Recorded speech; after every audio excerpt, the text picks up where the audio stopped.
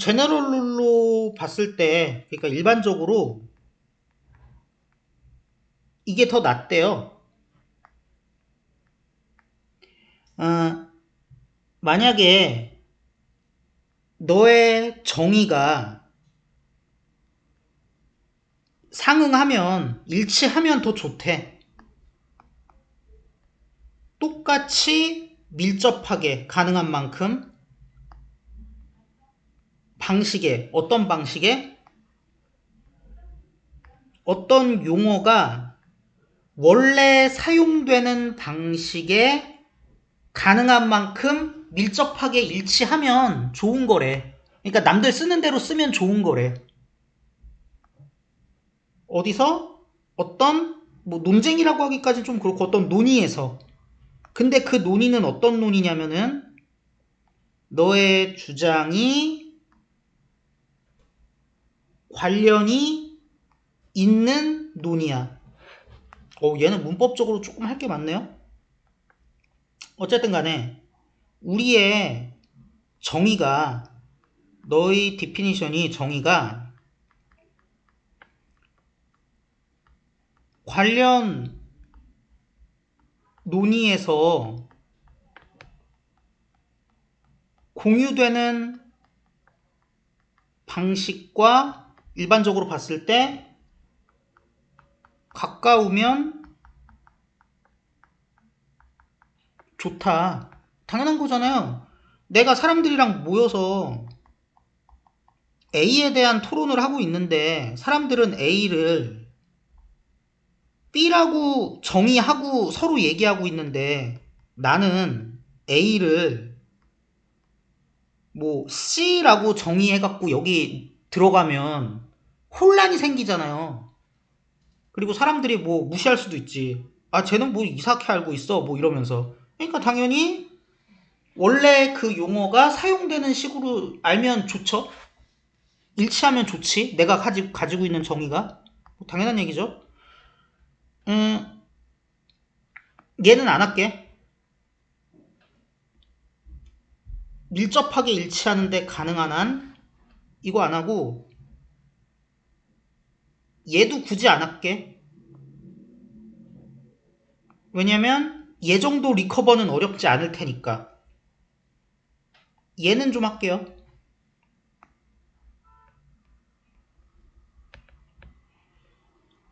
그래서 너의 주장들이 관련이 있어. 뭐에? 그 논의에, 디베이트만 쓸게. 이렇게 있고 앞쪽에 이거 있었던 거죠? 그러면 겹치네?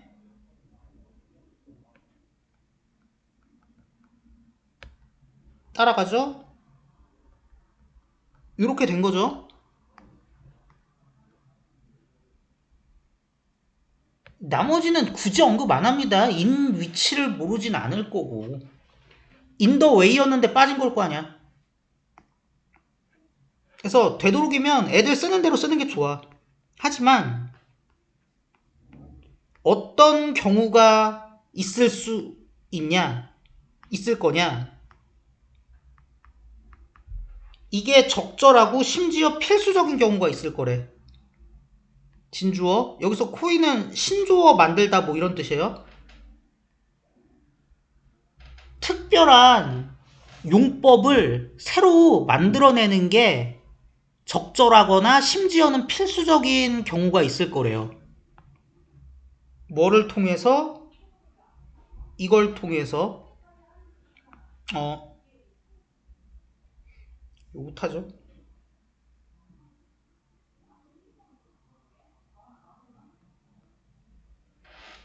뭐 이렇게 뭐 세상이 무너질 오타는 아닙니다만. 자, 뭐 하여튼 철학자들이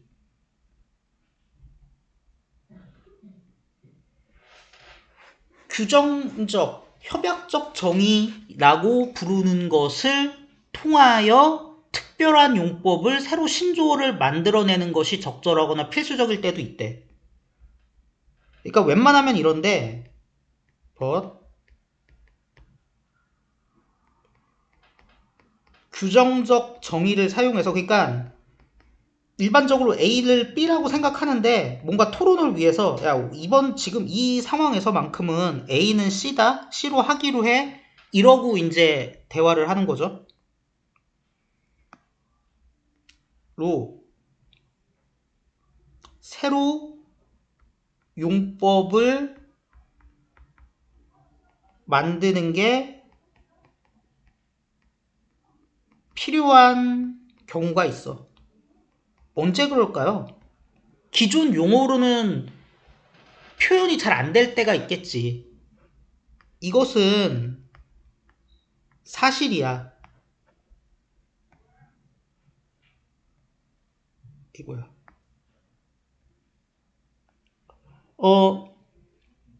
어떤 경우의 사실입니까? 현재의 어휘가 뭐 할 수 없어요? 구별을 만들어낼 수 없어요. 어떤 구별? 네가 생각하기에 철학적으로 중요한 그런 구별을 지금 가지고 있는 어휘로는 만들어낼 수 없어. 이런 케이스에서 이런 케이스가 이게 적용되는 상황이야. 그래서 이게 언제 필요하냐? 현재 어휘로는 중요한 구분이 불가능한 경우. 그 다음에 여기도 좀 가봅시다. 3번인가요? 2번이네요. 이번에 이제 원래는 이랬을 거야. 너가 생각을 해요. 그런 변별이 되게 중요하다고, 철학적으로.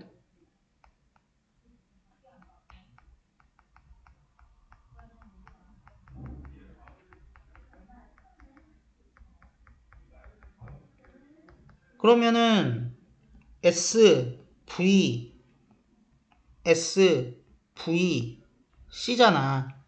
근데 요거 생략 가능하죠? 왜냐면 이게 전체로 오니까. 어쨌든 간에 근데 앞쪽에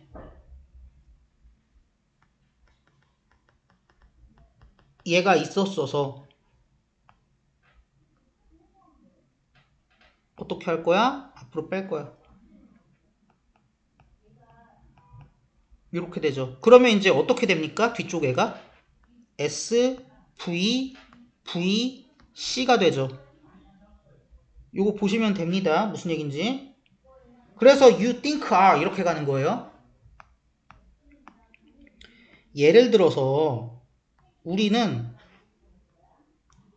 용어를 안 가지고 있어요. 일반적인 언어에서는 어떤 용어를 안 가지고 있냐?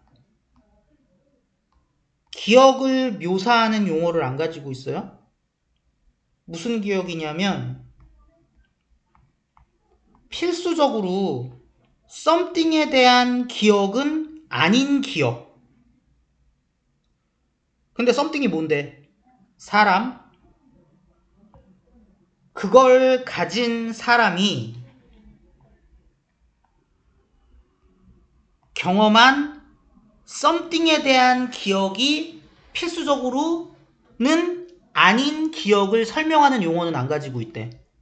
야, 이거는 서술형 자체로 물어볼 수도 있겠다. 하여튼 요거는 뭐야? 기억이죠. 멀리가 있네.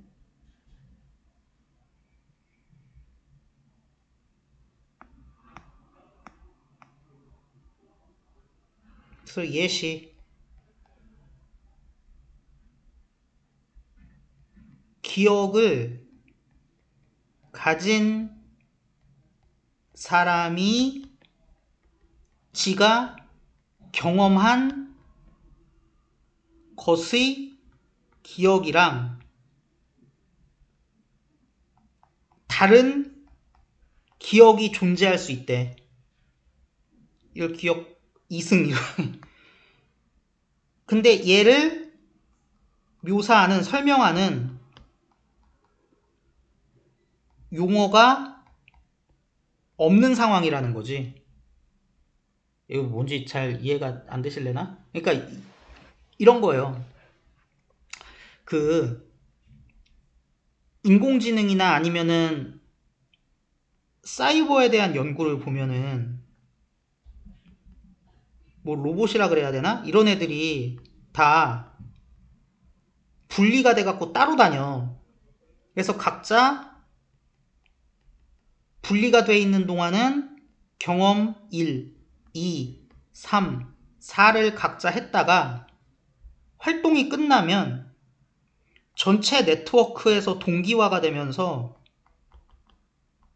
각자 경험한 것들을 공유합니다. 그리고 나서 다음 활동이 시작되면은 A, B, C, D가 다 어떻게 되어 있느냐? 1, 2, 3, 4를 경험했다는 기억을 가지고 있게 되는 거거든. 근데 사실은 1, 2, 3, 4를 다 경험한 애는 없어요. 근데 그거에 대한 기억만 가지고 있는 거지. 이런 거를 일반적인 용어로 어떻게 묘사할 거냐 이거야. 일반적으로 우리가 경험한 거를 기억하는 건데 이거는 경험 안 하고 기억을 한 게 생기는 거잖아요. 그래서 이게 그런 얘기죠. 그 기억을 가지고 있는 person이 사실 그런 person이 경험한 something에 대한 기억. 그러니까 이거 뭐야? 우리가 일반적으로 생각하는 상식적인 기억이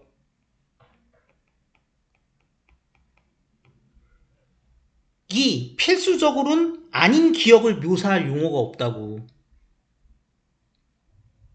물론 A가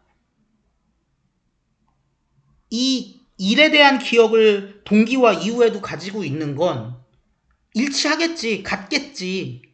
그래서 그거는 우리가 일상용어로 기억이라고 말해도 되겠지. 지가 경험한 걸 기억하는 거니까. 근데 2, 3, 4는 아니잖아. 그러니까 이런 거를 설명할 용어가 없다. 그러한 것은, 이런 상황은 일어난대요. 예를 들어서 예를 왜 이렇게 예를 왜 이렇게 많이 들? 예시를 설명하려고 예시를 드네요. 이걸 설명하기 위한 예시.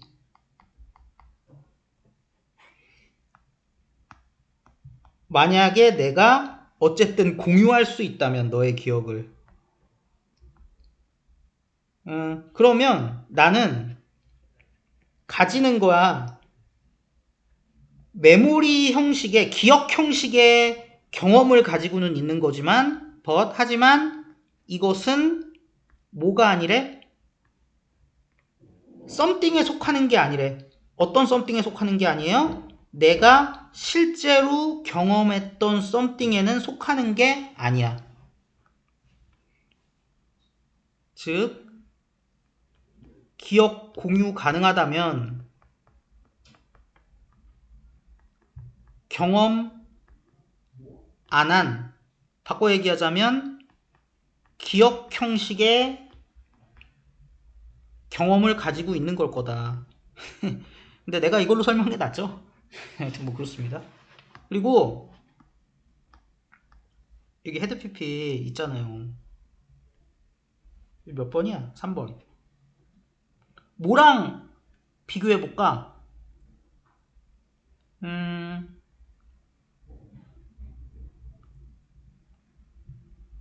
그냥 우드낫으로 할까요?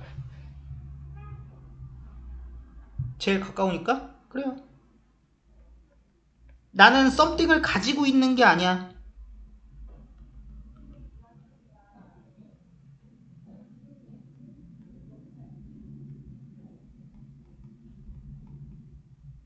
근데 실제로 경험을 했다고 말할 수 있는 건 뭐 아니라고는 했습니다만 언제야? 더 옛날. 그래서 옛날보다 더 옛날 had XP 글씨가 왜 이래? 스드가 되는 거죠. 그래서 sorry. 이거를 그냥 우리가 그냥 일반적으로 부르듯이 기억이라고 부르는 건 사람들을 잘못 유도할 수 있어. 오해를 불러일으킬 수 있다고. 이걸 그냥 기억이라고 지칭? 그럼 사람들이 오해 가능하다. 이런 이유 때문이지 철학자들은 신조어를 만드는 거야. 특별한 용어인 쿼시가 실제랑 비슷한 뭐 이런 뜻이거든요. 유사기억이란 걸 만들었대요. 뭘 언급하기 위해? 이러한 가설적 기억과 같은 경험을 언급하기 위해. 그래서 이런 그 오해를 막고자 방지를 위해